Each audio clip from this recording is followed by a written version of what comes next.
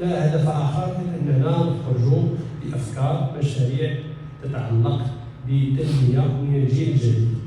هي تنمية مهمة لنهوض الأوضاع الاقتصادية والاجتماعية ديال المغاربة كاملين، ولكن في مناطق أخرى عديدة ما عندوش مستوصف، ما عندوش مدرسة، ما عندوش منصب شغل قار وكريم، ما عندوش شغل النظر. يعني رسالتنا أننا نشوفوا واحد النقاش هادي، واحد النقاش يعكس المستوى ديال المناضلات اللي بداو هذا الاتحاد هذا لمدة عقود. بغينا اليوم بالنسبة للمنهج ديال الاشتغال ديال هذه المواعيد غادي يقدمها لكم، يشرح فيها الآلية ديال الاشتغال وكيفاش هاد الأفكار اللي غادي نخرجوا بهم كل مائدة كيفاش غادي أو في التعليم أو في البنية التحتية أو في الشيء أو في شي حوايج أخرين، ولكن دابا كيشتغل في الشوط الأول في الوجه ديالو، ولكن في الشوط الثاني المجال مفتوح لنقاش جميع المقترحات. من بعد خلاصات عامة نوجهها للسلطات الإقليمية كمشاركة وكإسهام للاتحاد المغربي للشغل في هذه الدينامية اللي عليها التنظيم فرضا، ويعني اللي بوزيسيوني يعني الأكثر تنوعا داخلي. ربما المواطن أو المستهلك أو بخدمة عمومية أو خاصة الصحة وحدوث ربما نهار يوميا وكذلك التعليم الحقوق الشغلية. إذا نحاول نعطيو غير الأقلام والأفكار الأساسية اللي وقفنا عليها في هذيك المائدة المستديرة. الإقليم كما كنعرفوه معروف بمجموعة ديال الموارد الطبيعية والأثرية، والمدخل لمدينة ميان اللي هو مشروع الإضافة للإقليم باش ما يكونش عندنا معهد خاص بالصناعة الفندقية والسياحية، ونستقبل على واحد الثقافات ديال السياحة والخدمات، وحتى الجودة ديال الخدمات غادي تحسن. راني كنجيب واحد العامل في صيف يعني بدون تمويل ديال الخدمات ديال الفندقة ولا الكوزينة ولا سيرفور سيرفاي في شي مطعم ولا شي مقهى، ماشي بحال كيجيب واحد العامل مكون. كانوا الناس مساكين خدامين لما لا يمكنش يشوفوا المهرجان فيه يومين او 3 ايام على شكل المهرجانات اللي كندير في المغرب كامل، واللي يكون عنده طبيعه خاصه باش نجمعوا باش نديروا الموسيقى والدي جي، ولكن نسمعوا شوفوا الطبخ ديال الزمالك واجهين 20 قرن وما عندناش سياحه ثقافيه. عندنا مول ثقافي فني كاين داخل شحال من حاجات ربما الجدات ديالنا والجدود ديالنا كيقولوا المتوسط فدابا في ثقافه شعبيه كاين لبنان، سوريا، كاين الفلسطينيين، كاين مصر، كاين تونس، كاين الجزائر، كاين اسبانيا، الفلامينغ، كاين مجموعه ديال الثقافات. وهذا الشيء عاكل هو شيء ناقشنا لقينا انه الفلاحه كتعاني ربما من بعض الاشكاليات الاساسيه، وهي اللي خرجنا منها يعني الحلول والمقترحات. والاشكاليات كما كنعرفوا كما يعني كتشوفوا ملي كتبعوا وهي الجفاف. عندنا المغرب داخل في هذاك الدول اللي داخل في التغيرات المناخيه اللي غنوليو نعانيو من الجفاف. دابا هذه السنه السابعه سنه جف اللي داخلين فيها، وكاينه اليد العامله. كاين واحد النقص كبير جدا في اليد العامله، وهذا مرتبط بالجفاف، لأن ملي كيكون الجفاف كتكون الهجره القرويه وما كنوليوش هذاك ديال تلاحق الاجيال اللي كيخدموا في الفلاحه. وزائد كاين اشكاليه ديال التشغيل، وكاين اشكاليه ديال الفوارق الاجتماعيه. مازال ما وصلناش لا في البرنامج ديال مخطط الاخضر ولا الجيل الاخضر اننا نرتقيو بالطبقه القرويه الى الطبقه المتوسطه، اننا نزيدو نطلعوا له شويه. مازال انه الفلاح يعاني. فرص خلق المزيد من فرص الشغل في القطاع البنكي وفي القطاعات الاخرى، مع اعطاء الاولويه لابناء المنطقه، تحفيز العاملين في القطاع، زياده تكوين قوانين الشغل. بهذا الشيء اللي الابناك تقدر تعاون مع القطاعات الاخرى باش انهم يساهموا باش ينميو المنطقه، وباش ان شاء الله يد بيد المنطقه ديالنا تكون من اولى المناطق ومن احسنهم ان شاء الله.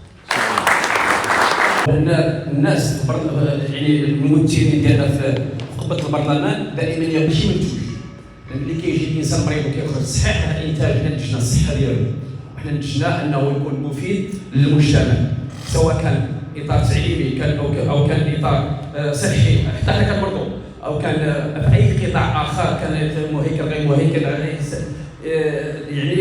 واحد كيعيشوا واحد الوضع اللي هو تاريخ، ولكن اللي كننتجوا والدليل انك في الاقليم كننتجوا هو ان الاحصاءات الطبيه راها تخيف. حنا احسن من وجهه اللي يسمع حاجه يضحك، وحنا احسن من وجهه والاحصاءات الطبيه. كذلك فيما يخص المباريات على الوزاره ان تحدد معايير دقيقه تكوين توسيع واكثار من دورات التكوين في المهارات الحياتيه جافه وقاحله ولا تجد فيها تلك الحياه المدرسيه التي كنا نعرفها في السابق. كذلك توفير اساتذه متخصصين في المواد. لا يمكن لاستاذ واحد ان يدرس التاريخ والجغرافيا والاخلاق ومجموعه من المواد كانه عالم. ضروري تكنولوجيا الاعلام خاصه في عالمنا، عالم الرقمنه الذي لا يمكن لان نتقدم بدون تهيئ المدرسه العموميه بما يكفي. فيما يخص النقطة الثانية حول البرامج والمناهج، أي سميت تقول الجغرافيا ديال الإقليم ديالك، تاريخ الإقليم ديالك.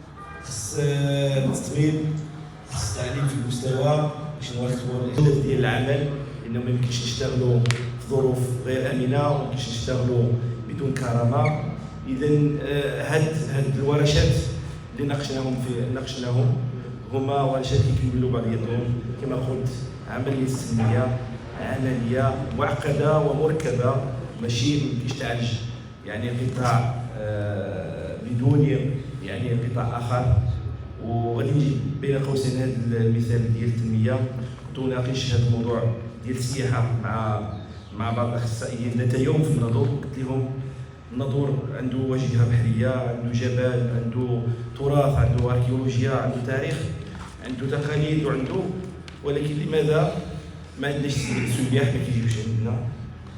قال لي بهذا المعنى، هذا مسؤول واحد النهار هذه شحال هذه، قال لي دابا افترضوا حنا بهذا الشيء غنجيبوا مليون سائح مثلا، فين غيمشيو؟ فين السبيطار؟ الا مرض هاد السياح هذوك الناس اللي كيديروا السياحه سو اكزيجون اصلا عندهم موارد ماديه من طبقه، لان السياح اللي كيغادر بلاد لبلاصه اخرى على الاقل عنده امكانيات باش ينقل. ولكن الا جا للبلاد ومرض فين غادي يمشي؟ فين هي البنيه الصحيه؟ الا تعرض للغش وتعرض للاعتداء فين هي البنيه الامنيه؟ واش كافيه ان تامن هذا جزء من يعني من لا بوبيلاسيون جديده اللي غتلتحق في النظر؟ اذا راه ماشي كيستيون ديال انه المستثمر يمشي يحط مثلا مشروع سياحي سواء في بوقانا او في راس الماء او لا في بنيشيتال او في فوارك او لا في شي حاجه. راه ماشي هذه فين هو الماء، واش وصلوا الماء، واش كاين المرافق الصحيه. المرافق الصحيه بعد غير لي تواليت مثلا في الشواطئ واش مؤهله، واش كاين ان سيركوي توريستيك. ان سيركوي توريستيك هو المسار السياحي، يعني واحد السيد غادي يجي للناظور يدوز سيمانه في الناظور، فين غيمشي النهار الاول، فين النهار الثاني، فين النهار الثالث، فين الرابع. غنديوه لتازودا، غنشوفوا له قلعه تازودا. ايوا قلعه تازودا ديال هذا الفساد اللي استشرى في جميع القطاعات وفي جميع القطاعات الاستراتيجيه، وهذا هو الاشكال. ماشي يجي واحد مسؤول يقول لي ما كاينش الفساد الى شتي هذا الفساد عكرني. والله اللي كنشري في لايفي، والله انت راك مسؤول اصاحبي. الفساد كاين، خصنا غير نفعلوا المؤسسات الحكامه في البلاد ديالنا موجوده، خصها غير تفعل. المؤسسات ديال المحاسبه والمراقبه، وكاين بعض المؤسسات واش هي فوق القانون، ما عندناش حنا الحق ديال هذه المؤسسات باش دير الولوج هذه المؤسسات وتراقبها. راه كاين المؤسسات في البلاد اللي ما عمرو دخلت لها المراقبه، كلشي كيعرف، لا ما بقى نسمي بقى عاود يديروا بحال المهداوي ولا شي مشكله. انا شنو هي البنيه التحتيه ديال الوعاء العقاري والمناطق الصناعيه الغير مؤهله؟ ما عندناش مناطق صناعيه. حشومه نقولوا عندنا منطقه صناعيه في سلوان، الطرق المتهالكه، ادي طوموبيلك تهرسها، الكاميونات مشاو، والله ما تقدر تدخل. حشومه كاع حشومه تقول عندنا منطقه صناعيه، هذه ديال سلوان جوج راه غير 2 متر وتسالات صافي استنفت المهمه ديالها. عامره بلي زونكار ولا سميتو لي كونطوار. صراحه انا غندير واحد الاضافه فيما يخص النقل العمومي جميع المناقشات جميع الموائد اللي كاينه هنايا مرتبطه بالنقل العمومي. ملي كنهضروا على النقل العمومي بزاف الناس كيفكر انه النقل العمومي سيارات الاجره الكبيره والصغيره والطوارئ، ولكن نهضروا على النقل العمومي بصفه عامه. نبداو اخوان كانوا معنا في المائده، اخوان ديال السكه الحديديه. كيف لا يعقل دابا حنا ملي كنشوفوا في الخريطه ديال المغرب الموقع ديالنا حنا في الناظور، حنا كنعتبروا راسنا في اقليم الناظور بحال راني في الباديه. المدن خصك تمشي للفاس الفوق. كيف لا يعقل حنا في 2029 تران اكثر من 10 سنوات او 15 سنه هنا في الناظور مازال خدام بالشارع. لا خصك تمشي مرتاح، لا تمشي للفاس ولا مكناس ولا قنيطره ولا الرباط، عاد تعتبر راسك دابا مواطن. نهضروا على الصحراء، تمشي للعيون. كيف لا ما نبطلوش خط من عروي للعيون، خصك تمشي للدار البيضاء ودير عاوتاني الشونجمون، تستنى تما الطائره ولا هذه. ثم مثلا الا بغيت تمشي كان الرباط مؤخرا زادوه، ولكن الرباط المشكل ديما خص يكون مثلا ليكيد، خص يكون الناس كبير جدا. حنا كنشوفوا اكادير الرباط الدار البيضاء مؤخرا حافلات ذكيه، حافلات بيو مريحه كتوفر وسائل الراحه. حنا مازال كنقلبوا نشدوا الاصول ديال سياره الاجره المتهالكه اللي بزاف الناس كيمشي مزاحمين، كتركب النهار مع راجل ولا راجل مريض مع شي واحد صحيح. هذه نقطه اخرى. اش كنقول لكم حنا في هذا الاقليم متاخرين من جميع النواحي من جميع المجالات. الموضوع يعني الموائد هذه خصهم يومين ايام او اسبوع للنقاش، اختصرنا فقط بعض النقاط. وتحياتي لكم. وغادي ننطلقوا من اليوم باش نوجدوا ذوك الاطر في المستقبل. اما من واحد الخصوص النقطه الاخيره وغادي نختم بها من الخصوص ديال الصحه. طبعا في اطار المقترحات طبعا كنحييو الشغيله الصحيه، علاش ما يكونش على مستوى التشريع قوانين تلزم القطاع الطبيب ولا الممرض في القطاع الخاص انه يطوع 24 ساعه في الشهر. القطاع الخاص والقطاع العام، لان الصحه خص المواطن يعرف انه من الامن القومي. اذا الطبيب في القطاع الخاص ولا الممرض الا صدرت عليه قوانين انه خصو يطوع 24 ساعه في القطاع العام، ذلك انه ما يعرفش انه داخله في الامن القومي. ولهذا كنحييكم كلشي واحد سميتو. الورشه المهمه ربما الاخوان يتفقوا معايا هي الورشه ديال الحقوق الشغليه. علاش الورشه ديال الحقوق الشغليه مهمه بزاف؟ لانها كتوجد في جميع القطاعات، كتوجد في الصحه، كتوجد في السياحه، في النقل، في التعليم، في السياحه، في اي حاجه. وبالتالي خاص التقرير اللي غادي نصوغوه كلجنه منظمه ومشرفه على هذا اليوم الدراسي هذا تصب جميعها اكيد في ارساء الافكار الغنيه اللي ذكرنا عليها اليوم، ولكن الهدف ديالها هو ماشي التنميه كهدف، ولكن كوسيله لتعزيز الكرامه ديال الانسان. الا كنا غنديروا مجموعه ديال المشاريع، مجموعه ديال المبادرات التنمويه في مختلف المجالات، الصحه والتعليم وسكن ونقل والسياحه، وفي اخر المطاف كنلقاو ذاك العامل البسيط المستوى ديال الدخل ديالو ما كيحسنش، ديالو الخدمات الاساسيه من الصحه والتعليم ونقل ما كاينش، هذاك الدخل ديالو ما كيوفرلوش العيش الكريم والسكن الكريم. اذا هذا النموذج التنموي راه غادي له الفشل. هذا سميتها برامج التنميه الحديثه، ماشي التنميه الكلاسيكيه والقديمه. التنميه اللي كانت مشاريع واحد الطبقه ما اللي غادي تزيد الغنى ديالها على حساب المساطات هذا الوطن. وشكرا. المناطق لا تستفيد بشيء. ما يطرح هنا مشاكل ديال الموردين، مقاولين الموردين من الخارج، العاملين في مجال الاستيراد والاستيراد، وبالتالي الحاجه للاقليم لمكتب المكتب الوطني للسلامه الصحيه ان يتواجد هنا في الناظور حتى لا يتم العرقله ديال المقاولين في البضاعه جات من الخارج ديال حتى الوجده وتفحصها وترجعها، بالاضافه الى الرقمنه. هذه المعيقات الاداريه والجمهوريه تحد من تشجيع المستثمرين ما ياتي بهم الى الهروب الى الخارج، وبالتالي فقدان فرص الشغل. تحيه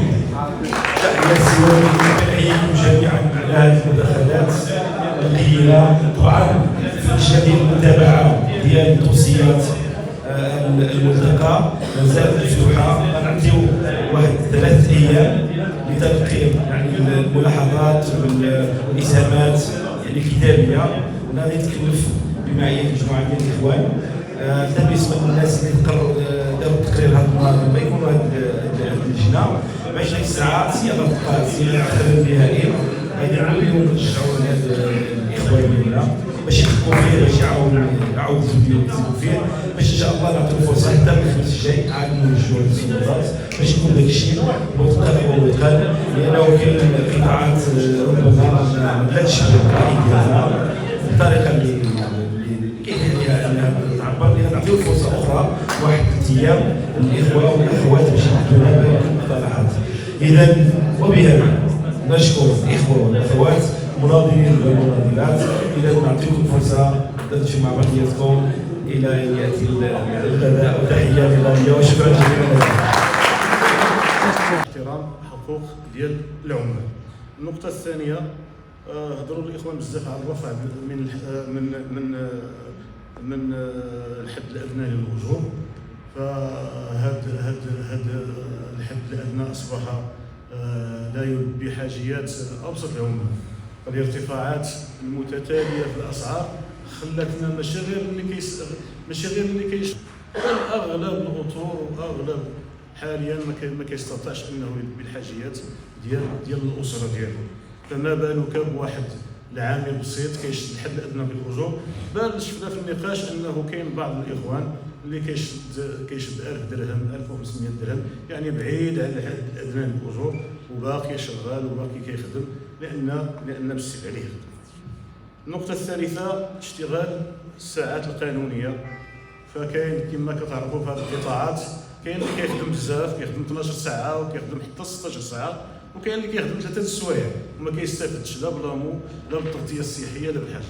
اذا كنطالبوا من خلال هذا النقاش ان ساعات العمل تكون موحده، تكون قانونيه كيستافد منها الجميع.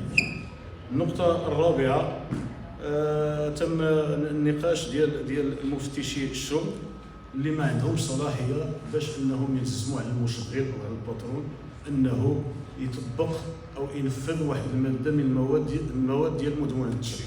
اقصى ما يمكن يديروا انه كيحرر لك محضر وكيصيفطك للمحكمه، وحنا كنعرفوا المحكمه والتبعات ديالها، فين واحد العامل بسيط انه يقابل يمشي قبل المحكمه هو حاصل غير في الرزق ديالو غير في القوت ديالو، عادي يمشي يزيد الاجراءات والتبعات ديال المحاكم. فلذلك هاد المفتشي ديال التشغيل اللي عينتهم الدوله باش يكونوا مراقبين لتطبيق مدونه الشغل، خصهم انهم تمنح لهم صلاحيات تكون اكثر الزاميه، ما يلجؤوش للمحاكم، هما اللي يديروا، هما اللي ينزلوا عقوبات باش يلزموا هاد الباترونه وهاد المشغلين وهاد الشركات باش ينفذوا القانون. النقطه السادسه، ناقشنا خلق مداخل لتغطيه المؤطرات داخل التعاون الوطني.